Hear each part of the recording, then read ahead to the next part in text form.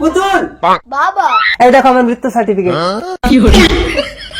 আরে তুমি তো বেঁচে আছো স্বামী। না না, ওটা তোমার ভ্রম বালিকে। বিবাহের পর কোনো পুরুষ জীবিত থাকে না। কই দেখি মৃত্যু সার্টিফিকেটটা। আরে আরে কোথায় যাচ্ছ?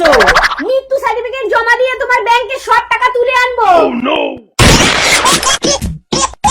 নিজের পেছনে নিজেই ঢোকালো বাবা। চুপ কর বল্টু, তাড়াতাড়ি চল, সর্বনাশ করেছে। আরে দাঁড়াও দাঁড়াও।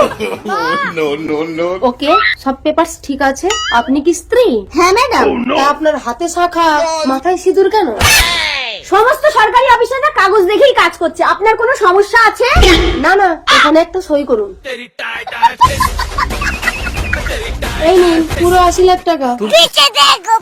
আসি ম্যাডাম। ঠিক আছে ঠিক আছে, এসো।